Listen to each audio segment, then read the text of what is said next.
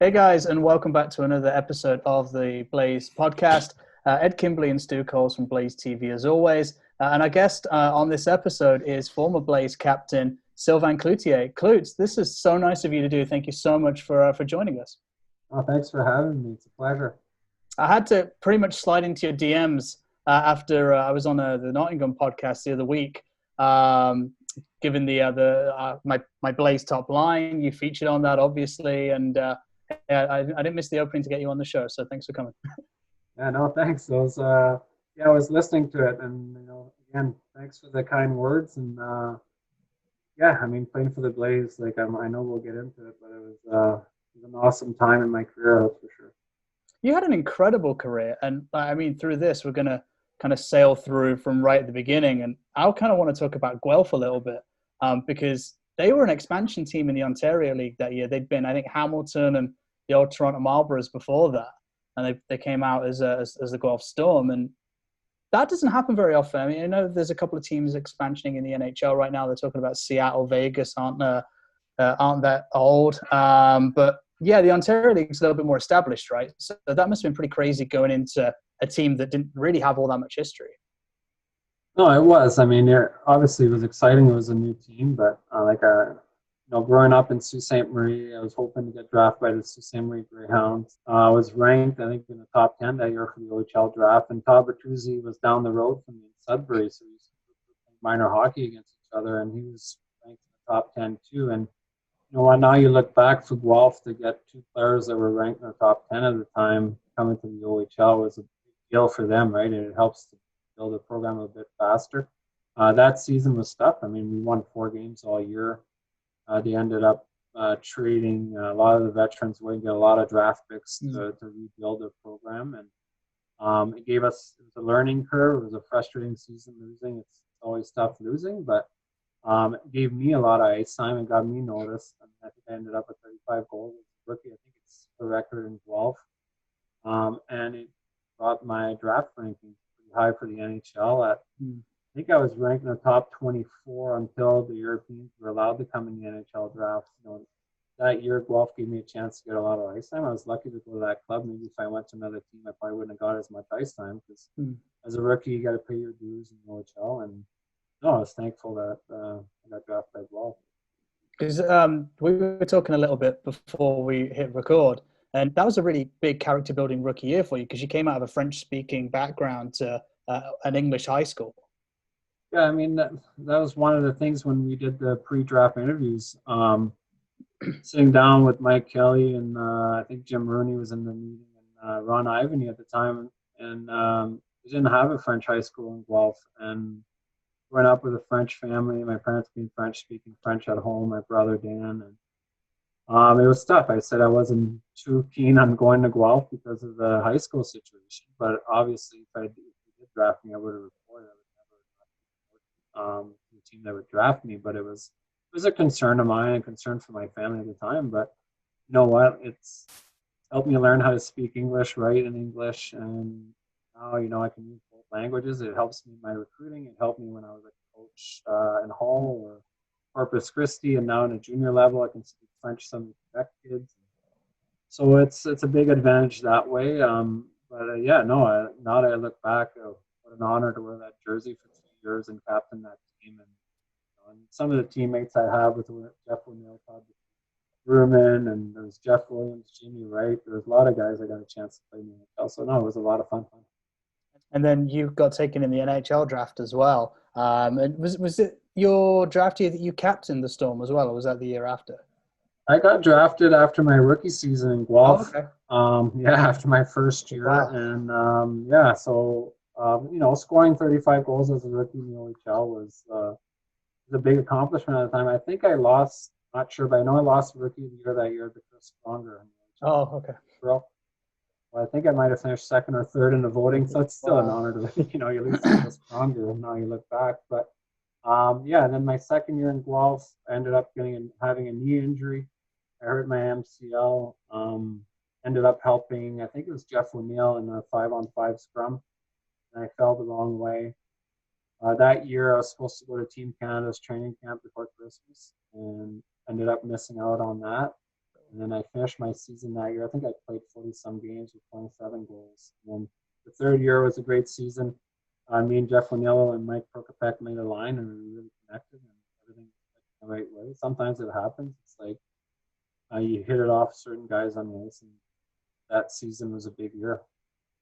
And I mean, we'll talk about the draft and a little your time in North America as well. But thinking about it just now, going from being a kid who didn't really speak all that much English to captaining a team in the Ontario League, that's a huge accomplishment. You must be really proud of that.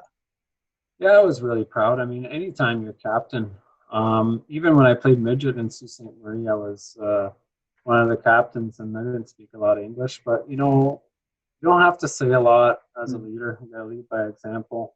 I look back to my career. I wore a lot of letters, C's, A's, and sometimes you didn't have one on your jersey. But you can still be a leader. So I tried to lead by example on and off the ice, and the way I competed in practice or in games. I wanted to be known as a hard worker. I didn't have the most talent, but one thing I didn't want was to be all work. And that's why I try to install now in these young kids coming to play for me, or the guys I have. You try to have them follow your lead. Yeah, I was lucky. It's always an honor to be a captain anywhere when you ask. And when I had to say something, I said it. And I think sometimes I think it's better to have a quiet leader that speaks once in a while, because the message gets sent. You're not always the guy yapping or yipping all the time. So, yeah, that's the way I kind of look at myself. Yeah. And then the NHL draft, you got picked up by a Red Wings team in the third round, and they have some Hall of Famers in there. Sergei Fedorov, Steve Yzerman, Bob Probert was knocking around back then as well, amongst others. That must have been really cool, a great experience. Yeah, it was. I mean, when I got it's a funny thing about the NHL draft. I had so many interviews with the Toronto Maple Leafs. I thought I was going to be a Maple Leafs. And, I had one meeting with Kenny Holland and Jim Devellano, one interview, and I met with LA and a bunch of other teams before the draft the night before. And then Detroit I met quickly, and Toronto was like, they came and took me out during the year in Guelph for dinner. I was like a lot of interviews, and even my agent, we thought for sure we're going to Toronto. And then Detroit selected me, so I was really excited. I mean, you look at their roster, right? You're going to camp with Yzerman, Fedorov, like you said, Probert. Some of the guys, Lidstrom was there. Like, yeah. The tough part about being drafted there is when you're a centerman. They got Larionov, Fedorov, Yzerman. So there's not much room for you. Stu, do you want to pick this third up there? Yeah, see, you spent a lot of time with Adirondack, Albany. But it must have been tough playing in that kind of environment, with everybody kind of scrapping for roster spots, trying to make an impression when you know that there's so few call-ups going ahead. I mean, our practices were intense. I mean, you had to keep your job, and there was a lot of battles in practices, and it wasn't like some days it'd be that the gloves would be dropped. Like, you're battling and you're competing, and you're a scratch and you're pulled out of the lineup, and the team had a good weekend. You had to fight your way back to get back in the lineup, and it was tough at times. I mean, I came out of junior hockey as a top goal scorer to going to Adirondack and being asked to be a third-line checking center and shut down the other team's line. At first, I was like, it's young, and I'm like, I'm used to scoring goals, I'm used to on the offense, I'm killing penalties. And then you got people calling, oh, you're not scoring anymore, you're not doing this. Well, I had a different role. I was killing a lot of penalties. I was taking face-offs. That was one of my strengths, was winning draws, and I was doing a good job at that. And finally, as you got older, you took pride in that. And I think that's why I was able to accept my role wherever I played, and I think that's why I had a long career. But playing in the Adirondacks for the 5-6 years, I think I was there, and then playing in Albany, we're 45 minutes apart. My family loved it there. It's a great area, the upstate New York, Adirondacks. It's beautiful, and yeah, no, it was a great experience. I was honored last year. They brought me to Adirondack. I was inducted to the Hockey Hall of Fame there, so that was quite the experience. So that was nice. Got to spend a weekend there and see old friends, and yeah, it's good. But you battled around in the AHL for quite some time, but you did have a small amount of time with the Chicago Blackhawks and got a few NHL games. What was that experience like? Well, the day I got the call, Bruce Cassidy was my coach at the time in Indianapolis, And I was having a pretty good season. Bruce pulled me aside at the start of the season. I signed with Chicago, went to training camp. We all got let go after 3 days of training camp, which was the first time I ever seen that at an NHL camp. I think Dirk Graham was the coach of Chicago at the time, and he kept all the veterans, all the NHL guys. I think he was a new coach, so he wanted to work with them. So we all got sent down. We had two different. We had an American League team in Portland that Chicago would send half their guys there, and then there was Indianapolis. And in a way, thank God I got sent down to Indianapolis because I ended up playing for Bruce Cassidy, one of my favorite coaches of all time.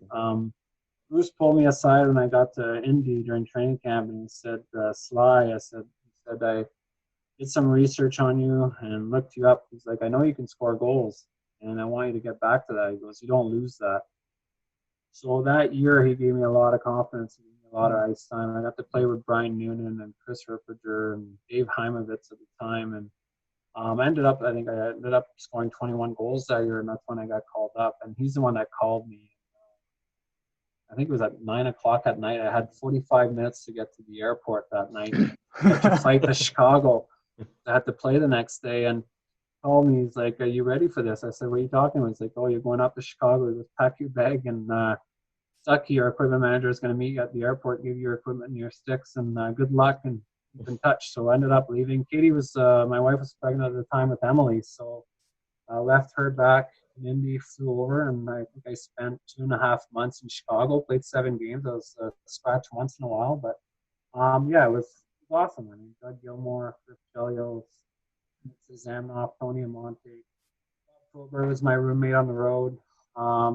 Every night he would order us chocolate sundae from room service. So those are memories you don't forget, right? And I knew Proby too from my time in Detroit because he was there, and he played for the Sioux Greyhounds. So he found out I was from the Sioux. We kind of connected too. So being a Sioux boy when he played there. So yeah, no, it's quite neat. But the experience to play in the NHL and play against those guys are the best players in the world, right? And to be able to say that you played there, it's quite the honor. And with a bit of experience, you stayed around with the AHL, and it was all the way, you got 2002, 2003, you were at that time with Houston. You captained the Arrows and you captained them to the Calder Cup. I mean, that must have been a huge moment for you, as a player, but also personally as well, being able to lift that trophy. Yeah, it was. I mean, we had Todd McLennan as a coach that year. Great coach, great teacher. We had a solid group of guys there. We had some young prospects for Minnesota Wild's farm team. They brought me in as a veteran to lead the team and be there and help the young guys get adjusted to the American League and the lifestyle, right? You're especially Houston, like you're coming out of college or junior hockey and living on your own in Houston. It's a pretty big city and there's lots to do in Houston, so it's not a small town. So, you know what? Todd made sure at the start that we were a close-knit group. Myself, Jean-Guy Trudel, Matt Kelly at the time were the leaders of the group, and we made sure our team believed in what Todd was teaching us and what he wanted us to play, how he wanted us to play, and we did, and we bonded, and we had a great season. I think we finished second overall in the league, or maybe third. I think Grand Rapids, Detroit's farm team, finished ahead of us, and Hamilton was the #1 team. I think they had 123 points that year. I could be wrong, but they were a very good hockey club. They were the farm team for Montreal, half Edmonton players. So they had guys like Komisarek, Plekanec, all those guys were playing there at the time. And, we went into the playoffs. We had a big team meeting. What happened also too is all the wives went home. They all left us. It's really neat. Like, you got to give them credit. They left us. They want us to focus. They knew we had a chance to accomplish something. And the playoffs are a lot longer. It's not like in England. You're there for the year. You're battling for the elite title, for the trophy at the end. It's a long season there. There's 2 months of playoff hockey. Todd McLennan gave us rules. We had curfew. We weren't allowed to be in the sun all day. Well, anyhow, us being guys or boys, whatever you want to call it, we're playing beach volleyball every day. And it brought the group together so much. Like, we had some drinks, and guys moved into my apartment, other guys moved into another apartment. We're all in the same complex. We had the pool, the beach volleyball court, and we were out. I remember the one day we showed up to practice and we were all red. Like, our bodies. Todd was looking at us like just shaking his head, and he just walked out of the dressing room. He didn't say a word, but we were winning, so he couldn't really say anything. So we ended up winning the cup, and I have my Calder Cup ring on. Oh, hey. Oh, nice. That's cool. I have it around. Yeah, it was quite the accomplishment, and yeah, it was a lot of fun. Because we beat Hamilton Game 7, 3-0 in Hamilton in front of a sold out. I think there was 18,000 people there at Cops Coliseum. Wow. You can find the clip on YouTube. There's a whole heap of highlights from the finals there, so you can go back and look it up again. I've gone back a few times. I wondered who the views were. Hey, sorry. I wondered who the views were. Yeah, it's quite me clicking on it, watching it. I go back and look up everything. I mean, I look up our Blaze team, all that stuff. I mean, when you win championships, those are memories. Ed. Yeah. I was just going to ask, because you kind of went back to Adirondack in the old U-Haul as well. So that must have been really different, because the U-Haul and the American League, they were kind of at different tiers, I guess. Yeah, so the U-Haul was a bit, at the time there was 3 leagues below the American League. There was Central Hockey League, East Coast League, and the United League, which had more veterans. And at the time, that's September, I was waiting for a contract offer. I was sitting at home. Houston, the general manager that ended up signing me in Houston was Dave Barr, and he ended up taking a job with the Guelph Storm. Oh. That's another story, because when he got hired by the Guelph Storm, I went to Guelph to visit with him, and he wanted me to become his assistant coach in Guelph. And at the time, I was like, you know what? Like I thought about it. It was a 3-year contract to go there and be an assistant coach for the Guelph Storm. So I would have retired after the Calder Cup win. We sat down, me and my wife, a long time. It was either I take that next step, but I love playing the game. I wasn't ready to hang up the skates. I wanted to play. Who knows now if I would have went the other way, what would have happened? But I love the game too much playing it, so I enjoyed it still too much. And Dave understood that. We talked about it, and that's when I was sitting at home, didn't have a job still. I was playing my agent. We're waiting. I was talking to teams, and it was weird. Summer, stressful. And then I started making phone calls myself. I called Adirondack because I played there. We loved the area, and I called them, and then we hit it off right away. I signed a contract. It took, I think, an hour. Probably the quickest contract negotiation compared to their negotiations in Coventry. But no, it was quick, and yeah, we ended up going back. I mean, it was different, but the way it worked, they had a salary cap, but also they were so that kind of helped make my decision not to have to wait to go there. And it took care of me and my family, and that's why we spent a lot of time there. And you kind of flirted with coming to Europe before then, because you spent a little bit of time in Switzerland too, but was that not quite the right time, not quite the right fit? Well, I was in Adirondack, and at the time they were having ownership problem, having money problems before Christmas. Ended up going up to Albany with the River Rats. So I was getting calls to go back up and help on the weekends in the American League teams. But I had made a commitment to the Adirondack Ice Hawks at the time. And I'm the type of guy, if I make a commitment, I'm not going to. I didn't want to jump ship halfway through. I became friends with these guys in the dressing room, and they treated me and my family well. And at that time before Christmas, the bills needed to be paid. And so Albany called me, Chris Lamorello, so I ended up playing 2 games for them. They wanted to offer me a contract to stay in Albany the rest of the year. And I said, well, I have a contract in Adirondack. I mean, I didn't know what kind of ice time I was going to get. And, when you're older, you're 29 now, and sitting on the bench, and you got to enjoy the game. And not that I didn't want to. So I went back to Adirondack during the week for practice, and then Syracuse called me, Gary Agnew, and he wanted me to come down. So I ended up going to play for them the following weekend, and they offered me a contract. But at the same time, Jean-Guy Trudel, who played with me in Houston, contacted my agent somehow, and they lost one of their imports in Switzerland, and they weren't looking for top end, like Switzerland signs top guys that can score goals. Ex-NHL guys or top American League point scorers. They said, we need a third line guy to come here and play with 2 Swiss players and shut down the other team's top line, we would still be willing to do that. And I was like, yeah, I'll go. So we ended up going to Switzerland. It happened pretty quick. After Christmas, we packed up, I think, our house in Adirondack. It took us a day and a half to put it all in the U-Haul. Got the family home. And then I flew out to Switzerland, and they came and met me a couple weeks later up in Switzerland. And it was a great experience. It was a lot of fun. And then at the end, we ended up losing, I think it was Game 7 to Geneva. They were in first place. We were in 8th, I think. Lost Game 7. Oleg Petrov was actually the guy I was trying to shut down the whole series. So that was my job. So it was quite fun. He was a great skater, and I was chopping the ice up quite a bit. But no, it was good. But yeah, so with Ombre, I had little talks with them after the season because they're debating, like, offering me, like, they paid quite a bit of money over there. And I know their assistant coach really wanted me back, and they were asking me if I would be willing to accept the role of being the fourth import, being in and out of the lineup in case of injuries with their imports. And at the time, like, living in Switzerland is a beautiful country. I said, yeah, I'd be fine with it. And then my agent called me, said Salzburg Red Bulls were interested.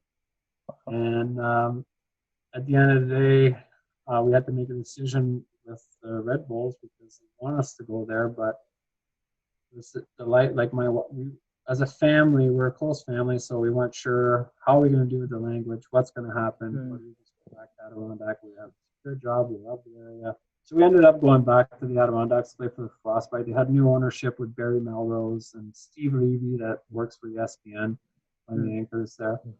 And Mark Potvin was our coach. So I actually roomed with Mark Potvin when I was there in junior hockey for a training camp. He was one of my roommates from one training camp. So I knew Potsy, and that's why I ended up going back there again. And then at some point the phone rang, and you've heard the Brummie accent for the first time. Paul Thompson's trying to get you to come over to Coventry. Tell us that story. Well, it all started because I wasn't planning on leaving the Adirondacks at all. I mean, Mark Potvin ended up passing away the last year I was with Adirondack. He an accident in a hotel on a road trip. So we ended up losing our coach that year. I think I have it all wrong. It was after Christmas. So it was pretty tough on us as a group. Tough on Barry Melrose because he was the owner who was friends with Mark Potvin. He coached Mark when he played for Kelly Kings. Barry was there when they made the Montreal in the finals that year, Stanley Cup. But when we lost Potsy, I think Barry and Steve Levy, after the season, made the decision to pull the plug. Their hearts, wasn't into it anymore, and you can understand that. They just lost one of their friends, and Potsy had kids and a wife, and I'm not sure what happened there, but it was tough. And then we ended up having an expansion draft in the United League, and I was picked, I think, second overall, first overall by Port Huron. And I wasn't sure about going to Port Huron. No disrespect to Port Huron, the city or anything, but I was like, And then I spoke to Corpus Christi. They were interested in me going to play there. And then I think it might have been Barry Moore or Neil. I forget. One of them got in touch with me. And Tomo got in touch. And then I spoke with Tomo. It was long conversations, a lot of emails, a lot of messaging, a lot of negotiating.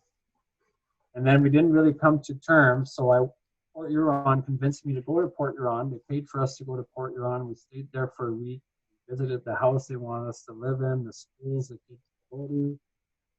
Pretty much had a done deal, but deep down there was something about Coventry and Tomo. So we did whatever it was, a 12, 13-hour drive back to Adirondack, and talking to Katie in the car at the time, I was like, I don't know, there's just something about England. She's like, well, we get home, just check the computer, right? Because it wasn't like today, you just check your phone, you have messages. So I got back, and there was an email from Tomo, and basically said, yeah, we're going to give you what you want. And that's basically right away we said yes, and we moved on from there. I became a Blaze player, and yeah, I mean, was I nervous coming over? Yeah, I didn't know what to expect, and I had a lot of questions. I'm sure I drove Tomo nuts. I had tons of questions.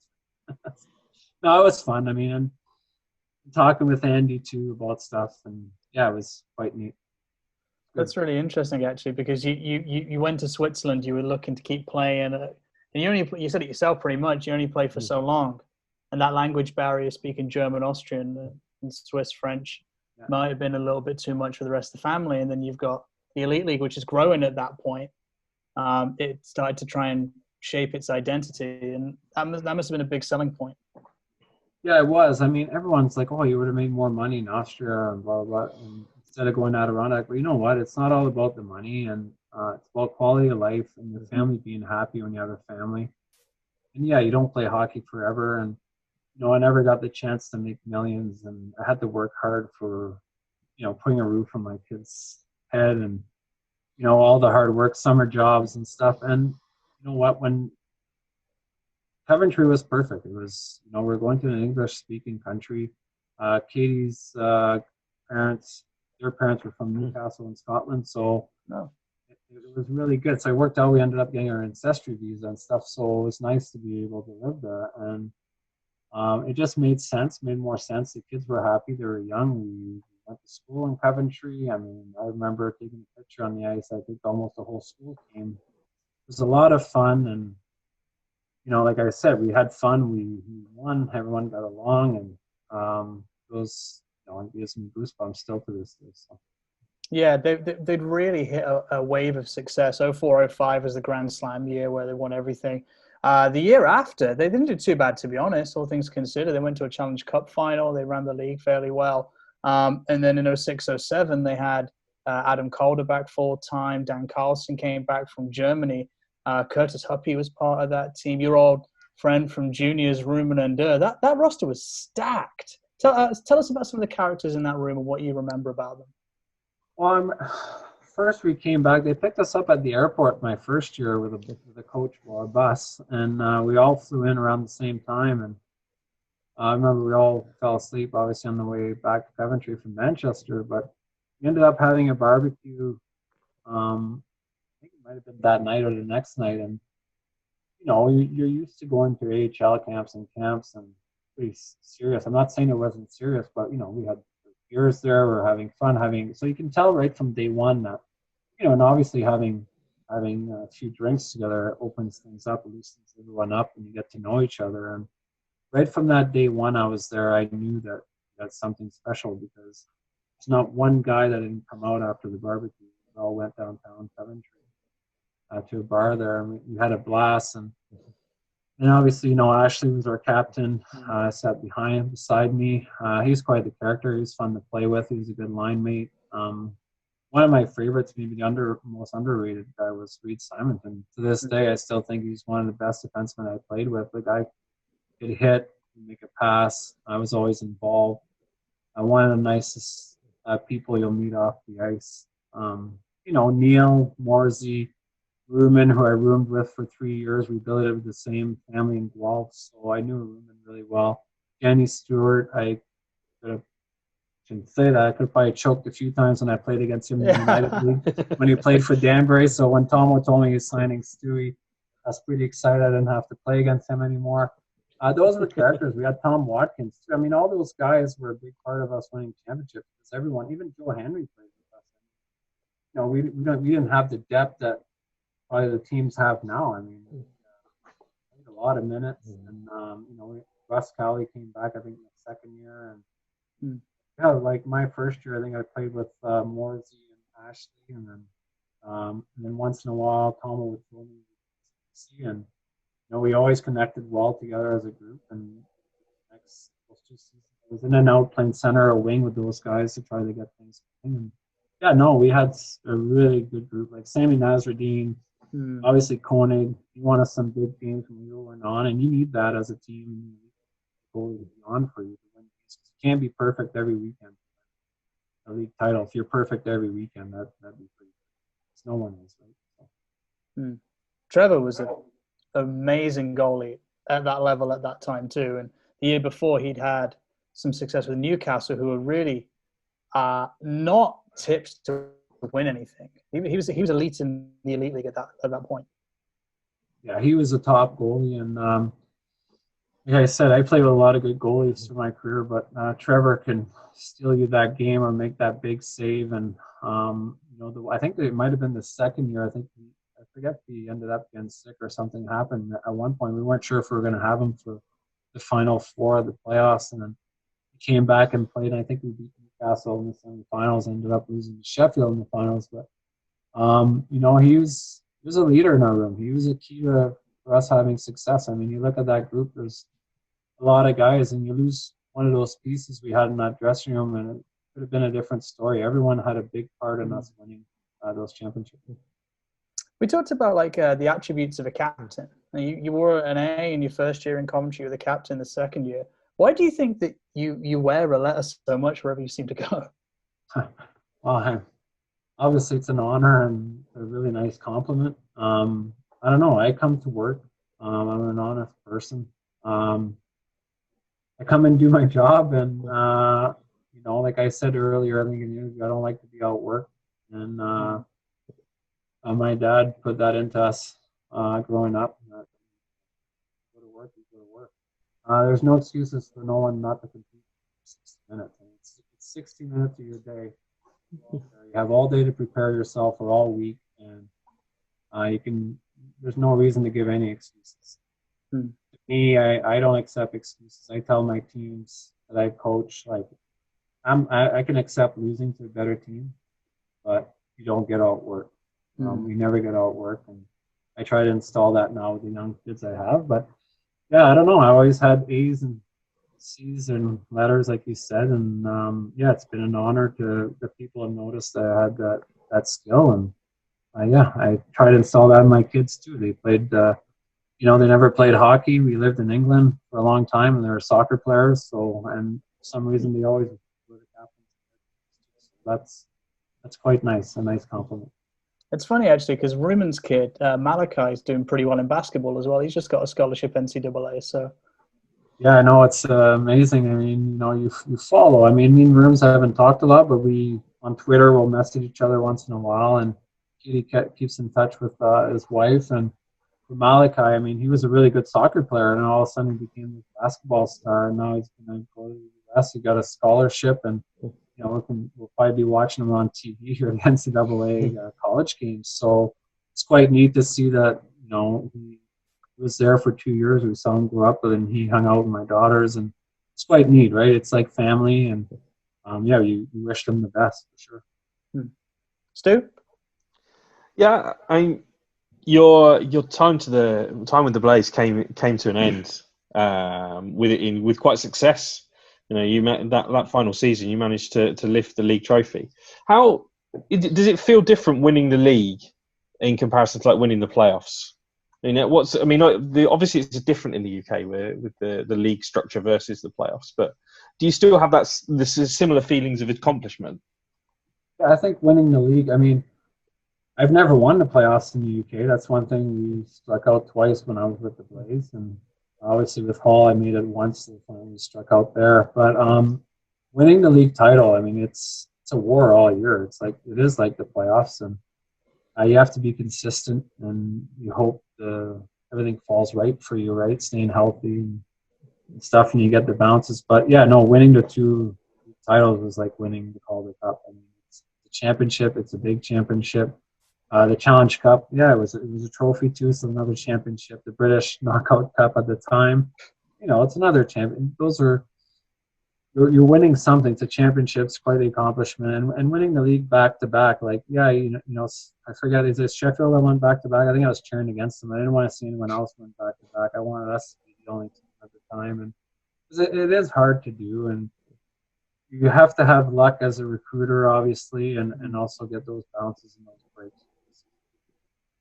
And then after the Blaze, you started your sort of coaching career took off as well, and you went to Corpus Christi in the CHL. How did that come about?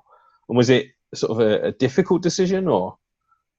It was one of the hardest decisions I ever had to make. I mean, it wasn't just, you know, it was a family decision. My kids were devastated. We were coming back to Coventry. Like, everything, I think we had a month left before the season started in Coventry or the training camp, and we were coming back, and then I got a phone call from Ryan Bennett, a former player that played with me in Adirondack.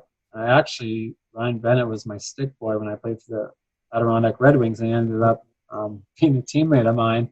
And he was in Corpus Christi, or Chris May was there too, and they said, "Cloutier, you should put your resume in." I said, "Yeah, but I got no coaching experience. I just I had on my resume player assistant. In Adirondack, I'd helped Mark Bodman recruit, and then Tomo put player assistant on my resume also. And then I ended up sending my resume, and to be honest, I didn't think anything of it. We were still planning on coming to Coventry. Like, I wasn't planning on leaving at all. And then Pat Dunn, at the time, the general manager of Corpus, called me. He's like, "Hi, Sylvain, I received your resume, but I'd like to speak to you in the next couple of days, do an interview, a first step interview."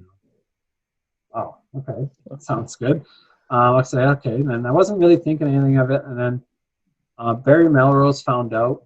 He called me. He called Corpus Christi. And he said, "This is a character guy. You got to give him a chance." Blah blah blah. So that's all this got rolling. And then I ended up being in the top 3. And then they flew me to Montreal. The general manager was from Montreal at the time, even though the team's in Corpus Christi, Texas. So they flew me from Toronto to Montreal. Got to Montreal, we were having lunch in a restaurant downtown Montreal, and I was the last guy to be interviewed out of the 3. So grabbed a napkin, he put some numbers on the napkin. It was a 3-year contract, 2 years and an option. And there was an out clause where if anything happened, if I was let go, I had a safety in case something happens. I didn't know much at the time. It was all new to me. Was I ready to coach? Probably not. I was still a player. I wasn't no experience in getting thrown. Training camp starts soon in that league. We have no players signed. So I ended up going back and forth with him on this napkin. Called Katie, and she couldn't believe it either because our focus. Katie's parents had a trip planned to come to Coventry. Every year. So wow. A lot to think of. And, it was a sad time because we loved Coventry. My kids loved it there. Katie loved it there. I loved it there. I loved their crowd. I loved coming out in that hallway and the fans. It was tough. But I also wanted to take that next step, and I always wanted to be a coach. So it was nothing against me not wanting to be in Coventry. Like, I really loved my time there, wanted to be there, but I had to make a decision. So I ended up calling Tomo, and it was a pretty tough phone call. I was pretty close with Tomo those 2 years I was there, so it was a tough phone call to tell Tomo I wasn't coming back and I'd taken that job. And yeah, it was hard, and it was I had to put a team together. I had a month and a half to put a team together and invite guys to training camp. So we rushed. I didn't think I put too bad of a team together, but the ownership really wanted a tough physical team. That might have hurt me because I ended up having, I think, about 4 or 5 heavyweight guys that could really throw them. And I had a couple middleweight guys. So we had and that's what they wanted. That's what they said they wanted, right? They sat down with me. We want a physical hockey team. We want fights. We want to be entertained. And so as a coach, I felt that was my job to entertain the crowd and bring people in the building, right? And we were battling 4th, 5th place in our division for the playoffs. I think I was 4 points behind 4th place at the time. Brought me in the office and made a change, but nothing changed anyways. I stayed in the same position, finished in the same position, and the next year was the same thing. But I think one of the keys that really hurt me there was I made a big trade. Ended up trading, I call it a big trade, Jeremy Pembler for Jeremy Pembler at the time. And I remember sitting in my general manager's office. He wasn't too happy with me. I traded on number 6 defenseman at the time. It was Matt Smith, big defenseman, 6'3". Long reach, great penalty killer. Not the best skater, but did a great job for us. And I had another defenseman from the SPHL coming up that I had signed on the side. It was more of a power play skill guy. Small defenseman, but could run a power play. We needed help on our power play. So I had made that move, and I did all my research on Jeremy Pendler at the time. And in college, he was a goal scorer in NCAA Division I. Anytime you can score 9 to 13 goals playing at that level, that's pretty good. So he was stuck in Tulsa, wasn't getting ice time, so I made the trade. And they weren't happy with me for some reason. And I think maybe because I should have maybe been better, maybe because it was my first year. Went and talked to him about it, but I knew in my gut that Jeremy Pendler, talking to the college coaches and the reviews and the research I did on him, he was a goal scorer everywhere he played, junior hockey to college. So anyways, he ended up scoring a lot of goals for Corpus Christi, and I was let go. I think he might have scored 10 or 11 goals in 12 games that year at the end of the year. So and then the rest history. Jeremy came back and met me in England, and We all know he's a goal scorer, and yeah, so that might have hurt me. But I had a vision, and maybe I shouldn't have signed. I mean, I had T.J. Reynolds on defense. I tried to bring to Hall for a long time. He was an American League D-man, tough as nails, 200 to 300 penalty minutes, but could skate. I tried to bring him to Hall a few times, and he came to Corpus and played for me. And you know what? He kind of, at the end too, like, because he was my guy, a new coach came in, so he was kind of pushed to the side too. So a lot of stuff happens that people don't know. But you know what? Corpus gave me my first chance. It was a great organization, nice people. I wore flip-flops year-round, so it was nice weather all the time. The arena was by the ocean, so it was really nice. But, you know, sometimes, you know, as a coach, you're hired to be fired. You learn from it. It was my rookie season as a coach, and it was different. And then, yeah, the rest is history. I mean, I got no regrets. I mean, that's what I wanted to do.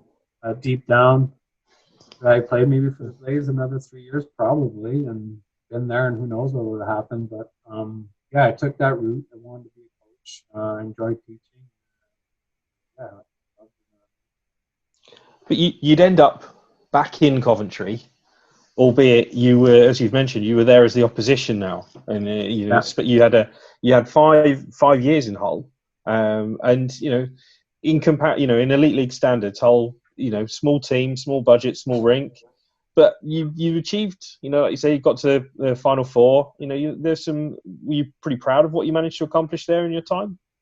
Yeah, well, all happened, but also what people probably don't know, might know, is that me and Tomo were in negotiations for me to come back to Coventry at the time too. So, so there was lots going on, and I was damn close to coming back to Coventry, and then Mike and Sue got a hold of me, the Pets, and they wanted me to come there and coach. So I called Tomo. I said, "What do you think?" We talked about it, and obviously Tomo wanted me in Coventry. So I thought about it, made a decision, and you know, I had a lot of people say, "Why are you going to Hall?" And blah, blah, blah. And, you know, it was a challenge. It was a small team. I knew the budget I had to work with, and you know, they treated me and my family really well. The Mike and Sue, they flew me over just to meet the fans and see where I was going to live and all that. And I flew back, got the family ready, brought them over, and yeah, no, I was proud of what I accomplished in Hall. I mean, the first 2 years. The first year was hard because we had a lot of injuries at the start of the year. Jeff Glowa ended up getting hurt in Cardiff. I won't say the name of the player who hurt him, but I'm sure everyone can figure that out.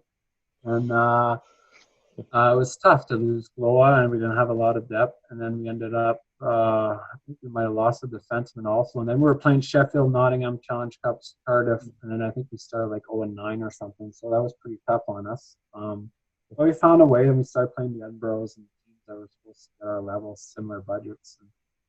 But I never looked at it, I have a small budget.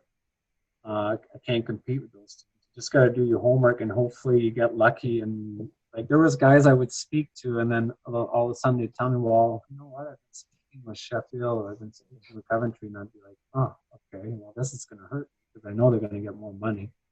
But I tried. Like the biggest disappointment about Hall was I think the year Mike and Sue pulled the plug before the season started. I think that would have been our best team we had in Hall. I had Lupine was coming to play for us. I had Orchinski that pulled out at the last minute when we switched ownership. We would have had Andrew Coburn was there at the time, Jeremy. So we would have had a pretty good team. We would have had Lupine at the back would have helped us. Fans would have loved them in Hall, and obviously it was Nottingham's game by us losing him because I had signed him before I came back over. I was going to be a late announcement, a big announcement for us because it was a big signing for us. But yeah, and then you know we tried to keep them, and you know obviously Coventry taking over the team, the ownership group. I kind of had to call players and ask them to take a pay cut. So that's another thing. You make an agreement with someone, and then you got to call them and say, you know what, for this to work to save the team, you got to do this and all that, which we did, and the guys were great about it. We came back and yeah, making it to the Final Four. I mean, what a year that was. I mean, we went from, I got called into my office a couple of weeks before Christmas. I got sat down by the ownership, and they said I had to release an import so we could make the rest of the season. And the import I had to release was a former teammate of mine. He was our captain at the time, Josh Misret.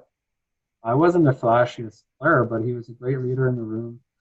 Typical guy you needed for our club that could help us. You know, in a few weeks before Christmas to tell him that he's being let go. It's pretty tough for anyone, right? Any job in any circumstances, it's hard to let anyone go.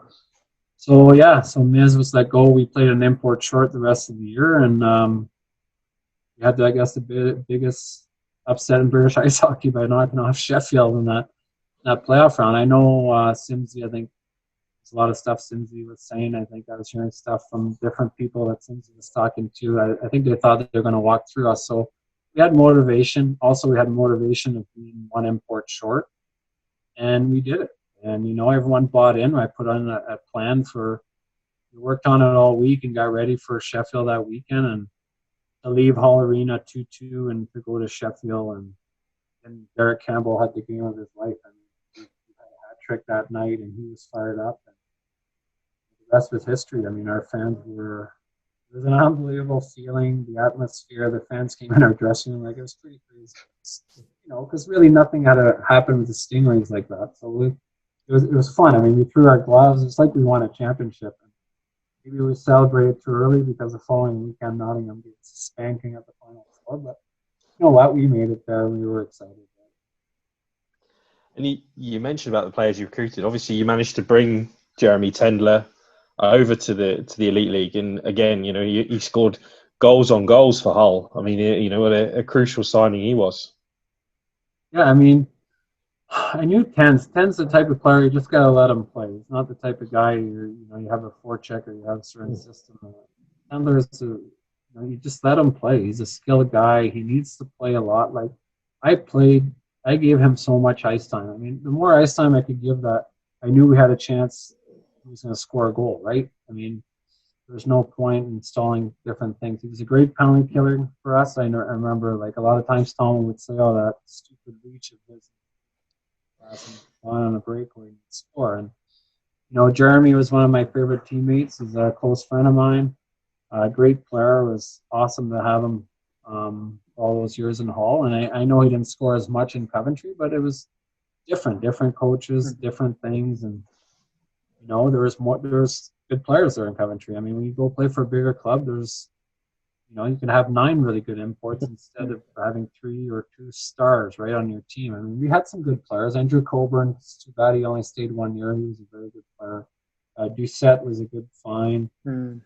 Silverthorne did a great job for me. He was a great two-way player. And you know, I look back, there's a lot of those guys. I mean, even young Matty Davis that I had my first year, I even sent him home for a while because of his attitude. And Matty came back and changed why he really wanted it, and he's having a successful career.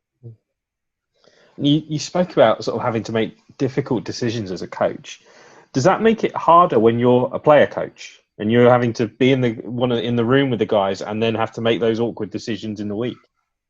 Yeah, I think it's really tough. I think the player coach job is a lot harder than just being behind the bench. I mean, I think I'm a better coach now because I'm running my bench. I'm there.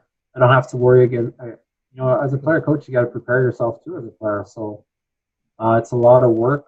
You're doing everything, getting your team ready, running practices, planning practices, getting yourself in shape, getting yourself ready. So it's a lot. It was tough because you're in there with those guys who go to war, and then when you got to let someone go, that guy could be sitting beside you. So it's tough. People don't realize that. It's part of the job. I know it was probably a cheaper way for organizations at the time to save money, right? And to have a guy do a double job. So I enjoyed it. Obviously, it was a challenge. It was tough. I mean, some of these guys are my friends and my teammates, but you also have to know when to separate yourself. You're not going to the pub with them after the game. You're kind of their boss, so yeah, you can have a pint with them and stuff, but you can't be there going out with them because next week you might have to let them go. So no, it was quite the experience. It helped me through my coaching right now, and but right now, like running practices, being there, preparing your team, not saying it's an easy job. It's a lot easier than being a coach. Yeah, and now I guess your focus now, sort of being involved in the junior hockey side, you're a lot more focused on the development. How's that kind of shifted your sort of mindset? Do you still kind of coach the same way that you did in Hull? How are you different as a coach? Yeah, well, the game's evolved, obviously. When I came home from leaving Hull, we came home we didn't have any jobs, so we weren't sure what we were going to do, and ended up coaching in the GMHL for the Bradford Rattlers. It was quite the experience. It was totally different for me. It was you weren't dealing with professional hockey players; you're dealing with young kids, and you learn quick, right? They're like teenagers. They have girlfriends, and they have problems. And off ice, they go to parties. Like, you're dealing with a lot of stuff. You get phone calls at night, something happened. It's quite the experience. But also the teaching, to teach these kids and build a foundation and try to help them when they go. Like, every year before the season start, we kind of have meetings. I have meetings with them. And some of them want scholarships. Some of them want to go play at a higher level of junior hockey. And I think in the last 5 years, we've moved 24 guys to either Sweden Division 3 to ACHA Division 1, 2, and 3 scholarships. We try to help them out. I didn't realize I was going to coach this long. Like, I had other opportunities to leave and go coach, be an assistant coach in the OHL 3 times the past few years with a former team of mine. But also, you got to look at your family life. I know some people leave their family and go coach elsewhere, but they've moved with me for the past 20 years. So for me to ask them again to change school and move, I would have to go on my own. Would I ever go coach somewhere else? Yeah, probably. Now I have 2 of my oldest daughters are both in university now, and the other one's 7. So it makes life a bit easier when it's just you and your wife. But no, coaching the junior level is a lot of fun. These kids are exciting. They want to learn. During the week, we'll have a skill day where we'll be working on different stuff, skating, stick handling, like working on our hand skills, and then we get ready for our games. So the past 4 years in this league I've been coaching, we've lost 2 semifinals and 1 back-to-back championship. So, and we've got, it's fun to win the championships, but also the main goal of these leagues, like people talk to, you guys won every year, yeah, but it's to send these kids away somewhere and help them get promoted and go somewhere. That's what the main goal is. And obviously, what do you think is next for Coach Cloutier? You mentioned a little bit, but what's on the horizon, or where would you like to go? Well, I can't divulge who I've spoken to and stuff, but I have spoken to a couple of teams in Europe in the past few years where I've been approached. Not in England, I can say that, being honest. Somewhere else, and then I had an East Coast Hockey League team that was interested. Spoke to them briefly about that, but then again, it was about moving and stuff. And then when your kids are getting ready to graduate high school and stuff, just move them schools and have to move again. And so I wouldn't say never, but we're going to go next. Right now I live at home, coach 20 minutes away from home. I get to do another job on top of it while I'm coaching, so things are good. But yeah, no, obviously I'd love to coach pro again. I think I'm a better coach now because of all the experience I've had now. So I still keep in touch with all the agents I used to go with and all the people. So I know if the time comes, I'll have to make a decision. I know I passed up on the OHL as an assistant coach, but it just wasn't right at that time, and it is what it is. And I'm happy where I'm at. It's not the top junior league in the world, but you know what? It's a lot of fun, and I get to teach kids. And I got Swedish players come over, British kids come over, American. And some of these British players come over, they're used to practicing once a week. Well, with us, they get to practice 3 or 4 times a week. And they play 42 games schedule and go to a showcase. You showcase in front of NCAA school or ACHA schools. So it's a lot of fun. I said Ethan James, I don't know if you guys know him, he's a young goaltender from Britain. He's playing in Rumford. He signed back for the Raiders, and he helped us win the championship series. He was with me for 4 years, and I know he practiced with Sheffield last year, took a look at him before he came back, and I know Nottingham inquired about him. So he's a young British goalie, and I think he's a name to remember. I think he'll probably be in the elite league one day. Well, I was going to say you have a hand in with British goalies too.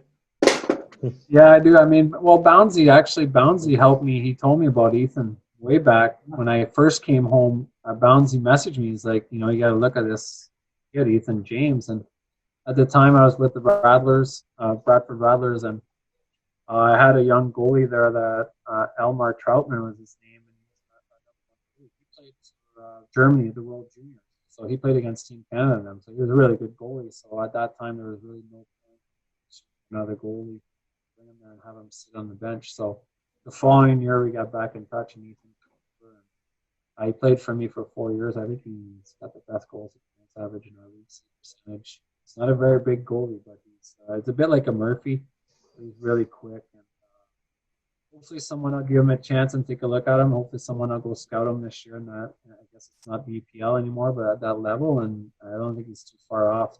He'd be a good backup for someone to give their number one goalie a rest once in a while. For sure. The funny thing was, and because we're kind of coming, I think, roughly to the end of this, I don't think it's any real surprise that you are coaching, and coaching in junior particularly is a good destination for what you can give to kids. Because when we were talking about you playing pro hockey in the late 90s and the early noughties, man, it was just a whole different world. You had guys smoke 20 a day, drink a couple beers, and it was that rugged kind of it was a lot more fun. There wasn't as much dedication to looking after your body or looking after certain things, and you were kind of doing that. You were in those habits where you wanted to outwork teams. You would do what it took to outwork teams. So you were ahead of your time then, and now where the game's at now, and it's evolved so much. You're giving that coachability to the next generation, and that's a word that gets thrown around so much, and it's so important because you can have a guy that scores 50 goals a year, but if he sucks in the dressing room, you'd rather take the guy that scores 30 goals in the year, but he's going to elevate everybody else. Yeah, definitely. I mean, it's all about character too and stuff, right? Like there's some good players I played with, but you'd call them cancers, and they cause a lot of trouble in the dressing room. And that could ruin a team, it could ruin the whole season, really. That's especially over in England, right? Because you can only make so many changes. When you're in North America, you can trade these guys or release them, and no problem. But over there, you really got to do your recruiting well. I would take a 20 goal scorer, 30 goal scorer if he was a great person, a great teammate, and work every day over a 60 goal scorer that has an attitude and it's all about him and he can do whatever he wants. I think, obviously there's a few of those characters we've seen in the past, but it's all about dedication. I mean, it's just about hard work. You can do whatever you want off the ice, away from the rink. You want to have fun, do it, but come prepared and come to play and get yourself ready. You owe it to your teammates, the coaching staff, and the fans that pay the money to come see you play, right? Absolutely. Couldn't have put it better. Klutz, this has been a lot of fun. Thank you so much for doing this. I really appreciate it. And it's cool that you keep in touch with the British game. I know you were there for quite some time. It seemed like it flew by. Yeah, I know. It's gone by really fast. No, obviously I missed my time in England. It was, me and my family do. It was awesome. Hopefully we'll come back and visit and do all our rounds and make some stops. But yeah, no, thanks for having me. It's great talking about the memories and all that. And it's always a pleasure. Anytime, guys. Yeah, thank you. Guys, thank you for tuning in to another episode of the Blaze podcast. Hopefully we'll be back again soon. As always, stay safe and till next time.